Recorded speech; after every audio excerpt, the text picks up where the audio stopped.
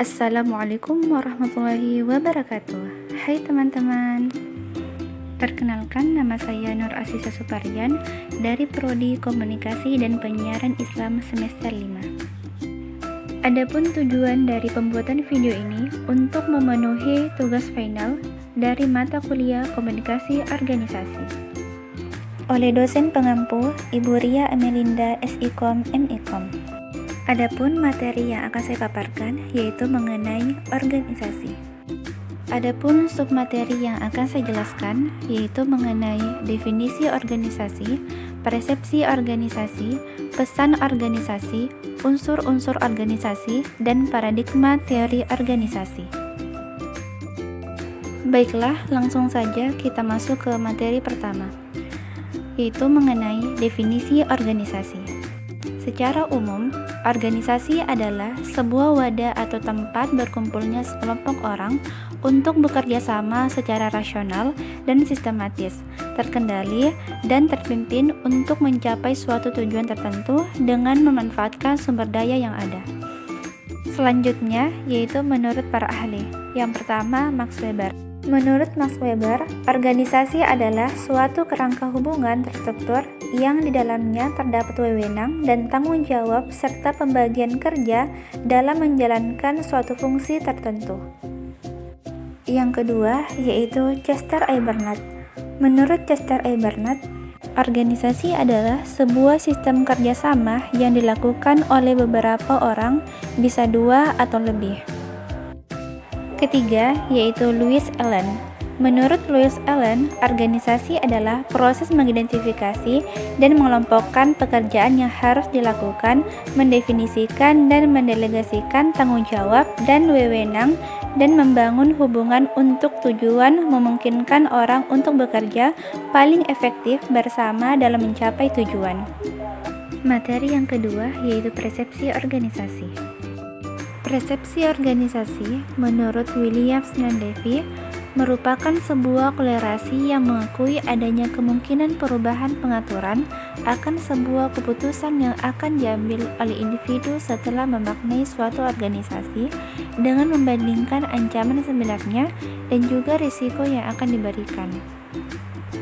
Materi ketiga yaitu pesan organisasi. Ada 4 pesan dalam organisasi. Yang pertama yaitu pesan tugas. Pesan tugas ini dimaksudkan adalah pesan-pesan yang berkenaan dengan pelaksanaan tugas-tugas organisasi oleh anggota organisasi.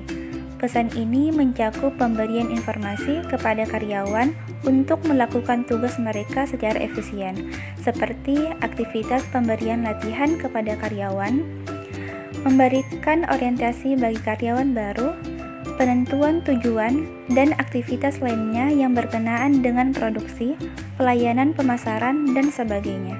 Yang kedua, yaitu pesan pemeliharaan.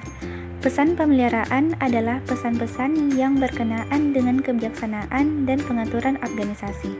Pesan tugas berhubungan dengan isi dari output sistem, sedangkan pesan pemeliharaan berhubungan dengan pencapaian dari output. Ketiga, yaitu pesan kemanusiaan. Pesan ini berkenaan dengan hubungan interpersonal, konsep diri, perasaan, dan moral. Yang termasuk dalam kategori pesan ini adalah penghargaan terhadap hasil yang dicapai oleh karyawan, penyelesaian konflik antar individu atau kelompok, aktivitas informal, dan bimbingan. Dan yang keempat, yaitu pesan pembaharuan. Pesan pembaharuan menjadikan organisasi dapat menyesuaikan diri dengan perubahan-perubahan yang terjadi dalam lingkungannya. Untuk itu, suatu organisasi membuat rencana-rencana baru, aktivitas-aktivitas baru, dan program-program baru lainnya. Rencana-rencana ini misalnya disampaikan pada waktu pertemuan dalam rangka pemecahan masalah, pembuatan rencana, dan pada waktu rapat-rapat dengan anggota organisasi. Pesan yang disampaikan ini adalah termasuk kategori pesan pembaharuan. Materi yang keempat yaitu unsur-unsur organisasi. Yang pertama yaitu anggota. Anggota adalah unsur terpenting di dalam sebuah organisasi di mana masing-masing personil memiliki tingkatan dan fungsi atau tugas tersendiri. Yang kedua yaitu komunikasi. Komunikasi akan sangat mempengaruhi bagaimana setiap anggota organisasi dapat bekerja dengan baik. Komunikasi yang baik akan mendukung perkembangan organisasi secara lebih optimal sesuai dengan proses kerja yang sudah diatur sedemikian rupa. Yang ketiga, yaitu kerjasama. Organisasi hanya bisa mencapai tujuan bersama bila para anggotanya melakukan tugas dan tanggung jawab secara bersama-sama. Keempat, yaitu tujuan. Tujuan organisasi akan menjadi arah perjalanan organisasi dalam menentukan kegiatan yang akan dilakukan nantinya.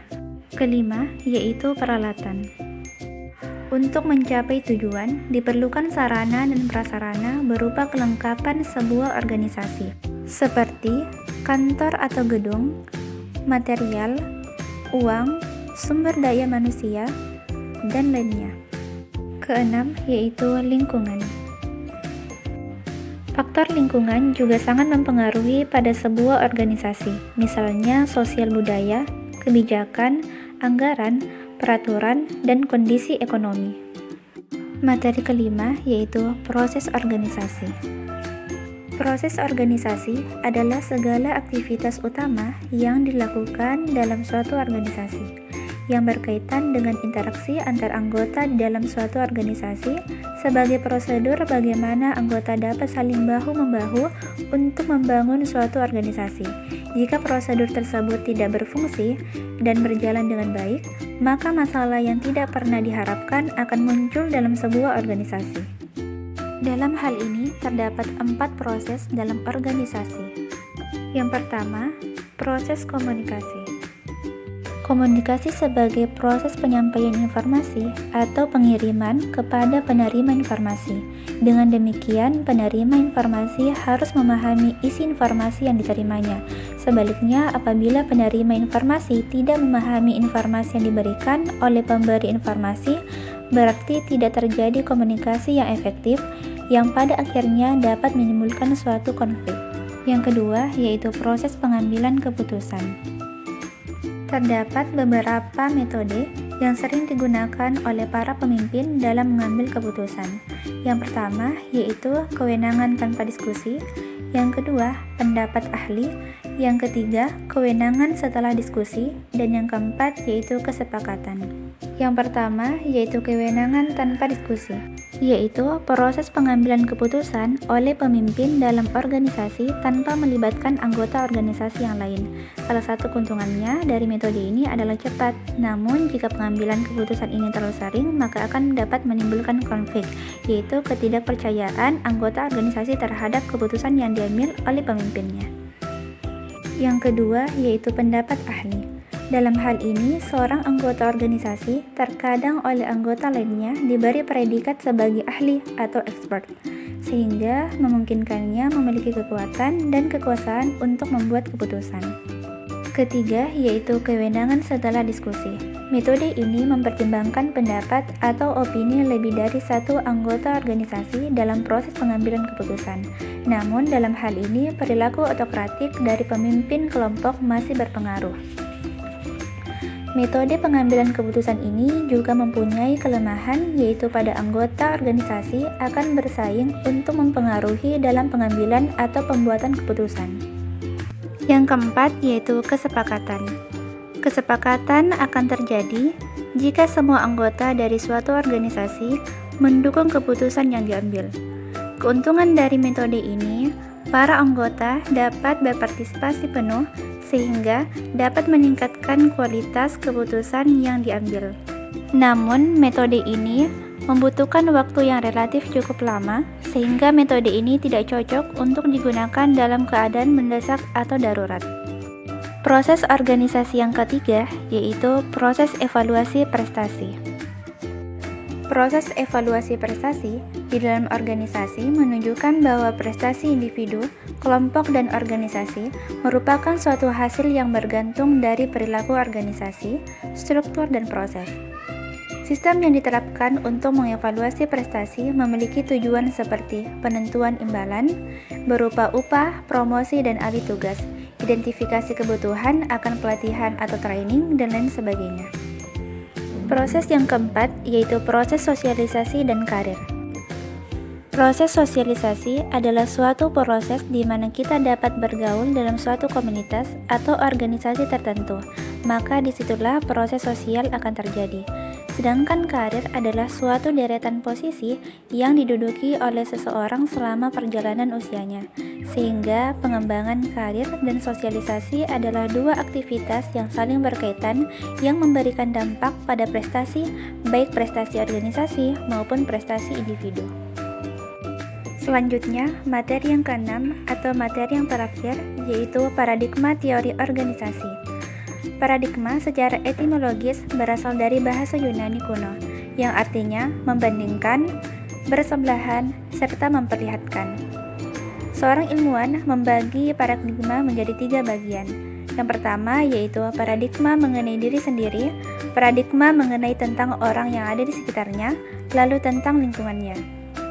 Sehingga dapat disimpulkan bahwa paradigma organisasi adalah sebuah cara pandang seseorang yang mana hal tersebut dapat mempengaruhi pola pikirnya mengenai suatu fenomena dibarengi dari sikap yang akan mereka berikan kepada fenomena tersebut.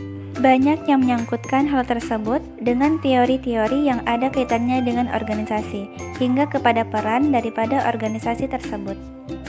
Untuk itu, terdapat 2 bentuk paradigma teori organisasi. Yang pertama, teori organisasi klasik. Teori organisasi klasik memiliki asumsi bahwa organisasi selalu memiliki susunan yang rasional dan logis, baik secara ekonomis maupun pencapaian efisiensi. Bagi teori organisasi klasik, rasionalitas, efisiensi, dan keuntungan ekonomis adalah tujuan organisasi. Sejalan dengan tujuan tersebut, manusia juga diasumsikan bertingkah laku atau bertindak secara rasional pula. Jika manusia dipandang sebagai makhluk yang rasional, maka akan mudah bagi pihak manajemen untuk mencapai kepentingannya, terutama peningkatan produktivitas melalui peningkatan upah dan intensif bagi pihak pekerja. Yang kedua, yaitu teori organisasi modern. Berbeda dengan yang sebelumnya, teori ini memandang bahwa organisasi harus terdiri dari orang-orang yang dapat memandang sebuah fenomena secara empiris, yaitu memandang sebuah fenomena tertentu harus melalui cara berpikir seorang peneliti, dengan mencari kebenaran yang ada dan pastinya dapat dipertanggungjawabkan.